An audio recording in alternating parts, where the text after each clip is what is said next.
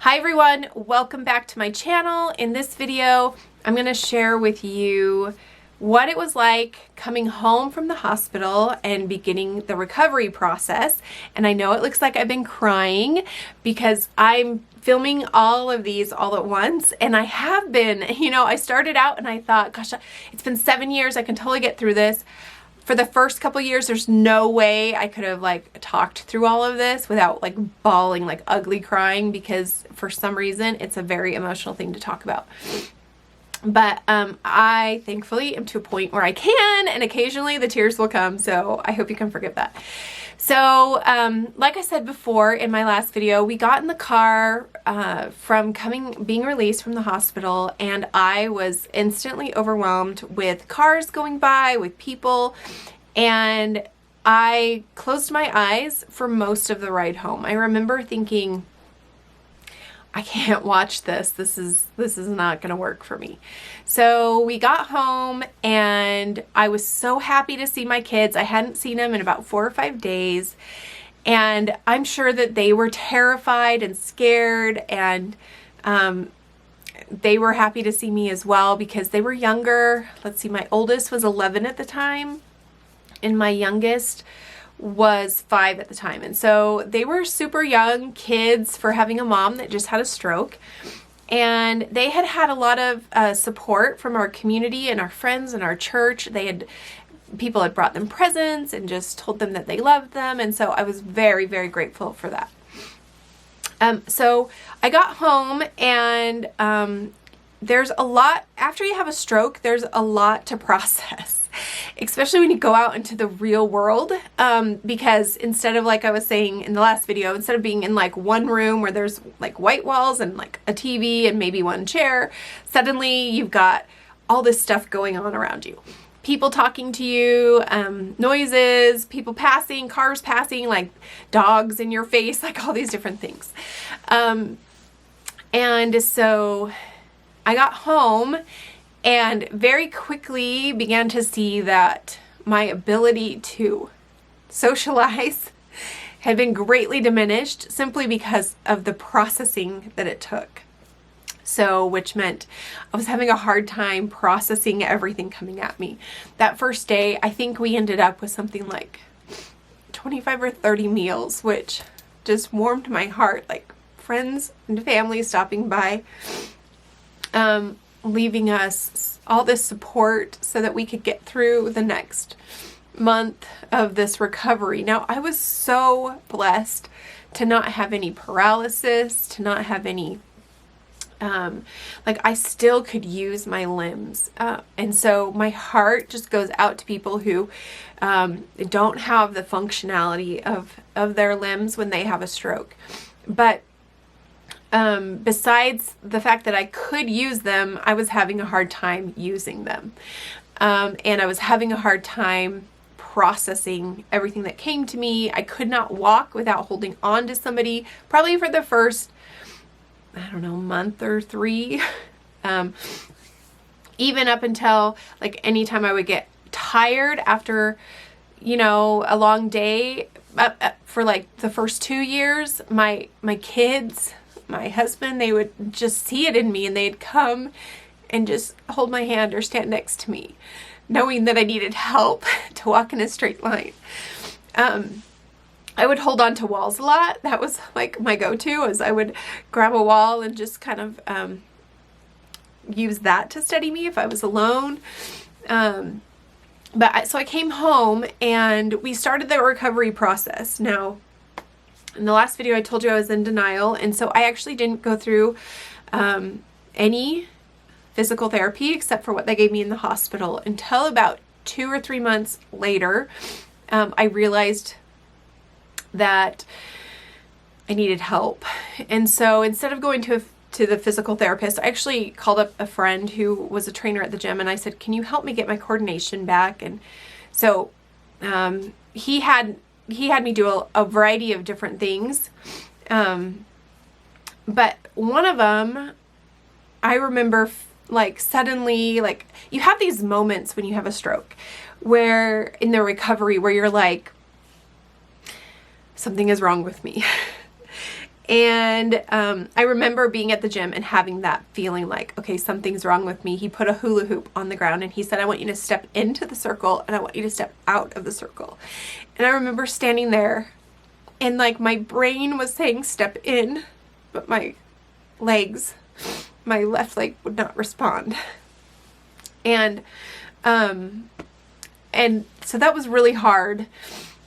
The good thing about it is, especially if you catch it in time, you can reprogram your brain. The brain is such a powerful tool that we have in our system to utilize, but it takes time and energy and practice and hope and love and patience and all of those things. And it's easy to get really frustrated, especially after a stroke, because we like to compare ourselves. And one of my favorite quotes is, comparison is a thief of joy. And so if you've had a stroke, you probably think often, I wish I could be like I was before, or before the stroke, like you think of life as before the stroke or after the stroke. And the thing I had to realize about that is when I compared my life to before and after, it was unfair. It was unfair to me. It was unfair to my family.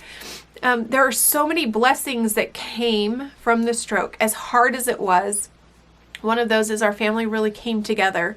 My husband was amazing, and I'm actually going to have him do a caregiver's guide video and share with you some of the things that he learned caring for me as a stroke survivor.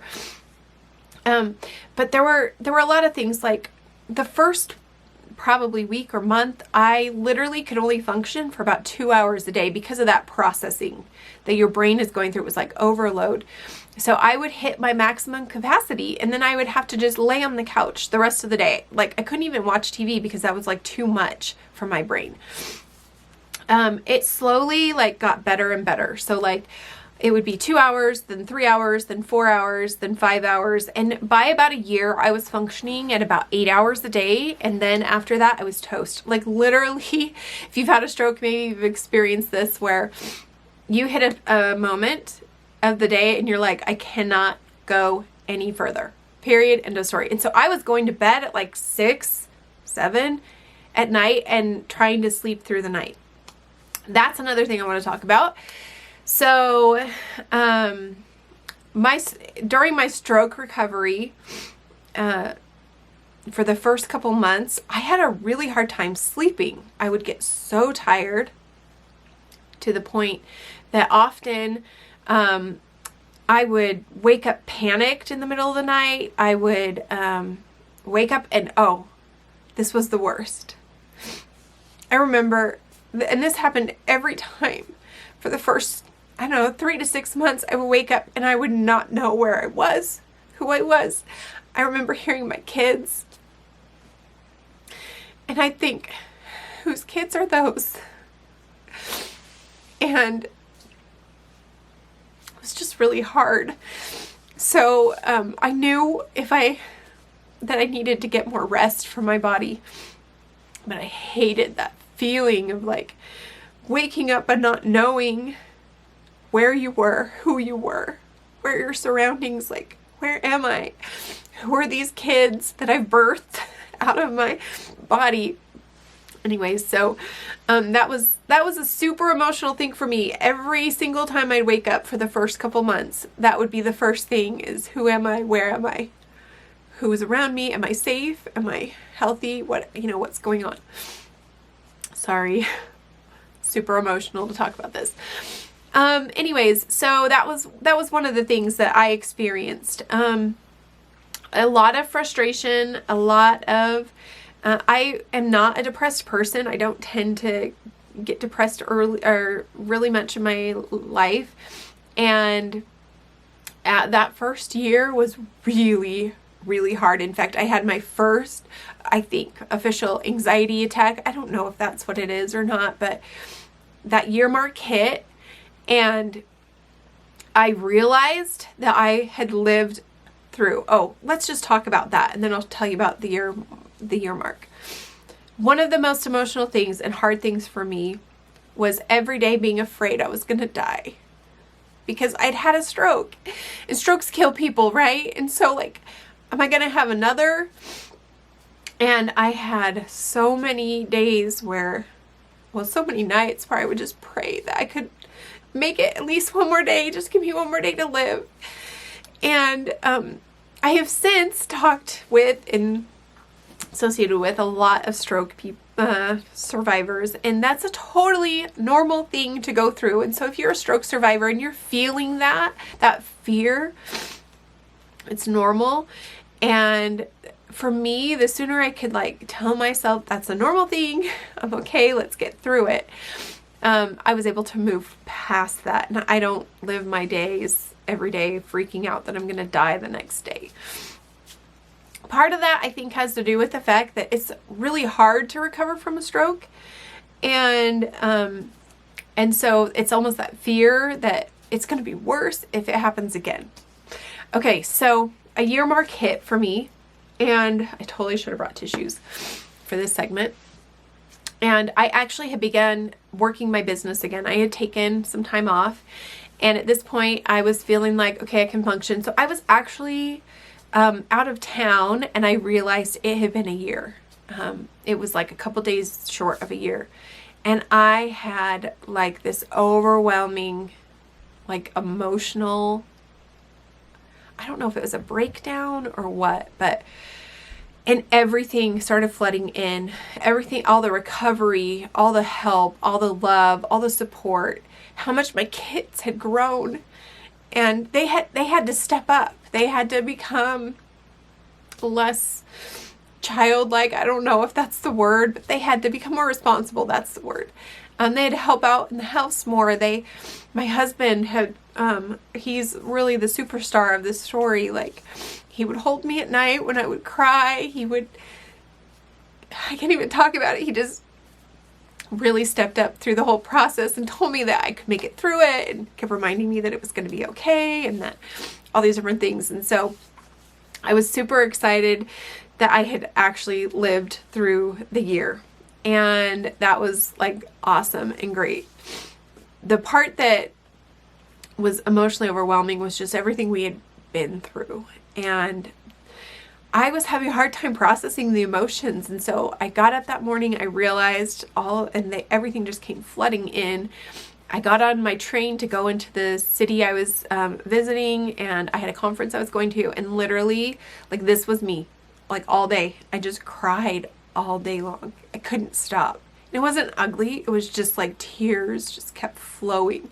And it was tears of gratitude, tears of sadness, tears of what I was and what I wasn't anymore, tears of what my family had given up and what my family had done for me, and I felt like all these things had happened, and it was, I don't know, it was just hard. And so I cried all day long, and my grandma actually helped me out of that. I got back, I was staying with her for this particular business trip. I got back about 10 o'clock at night, so I left at 7, started crying. By 10 o'clock, I'd had dinner with people, I had had lunch, I had literally cried all day. And I kept telling people, I'm totally fine, I'm just a little emotional, I've made it a year, I'm alive, and I'm thankful. And I tried to have normal conversations, kind of like I'm talking to the camera right now with tears coming down. Anyway, so I got home, and my grandma was like, honey, I'm so sorry. You need some Melissa essential oil. And I had actually never tried Melissa essential oil because it's expensive. It's like $135 a bottle, and it's a little tiny bottle, like that size. Anyways, and so I'd never bought some. So she got it for me, and she put it right over my chest here. And literally within 2 minutes, and I didn't even know anything about it. It just lifted. And suddenly I felt lighter. And my tears stopped. Maybe I should use some right now. If I had some down here, I would. Anyway, so that was my experience with kind of hitting that year mark. And I actually carry that oil with me all the time now. I've never had a breakdown like that. But anytime I start feeling extra emotional, that is my oil to put over my heart, and it just helps calm my emotions. Anyways, that's a little bit about my recovery. what it was like after I came home from the hospital. I'm sure I forgot so much. There's so much more I could have shared with you, but this video is already really long. Thanks so much for watching. We are going to actually do a caregivers video after this, and one more where I can just talk about some of the lessons I've learned through this stroke process. Thanks so much for watching. Give us a thumbs up if you like this. I would love to hear about your recovery, what it was like, what you kind of went through, some of the emotions you felt, and we'll talk to you all soon. Have a wonderful day. Bye.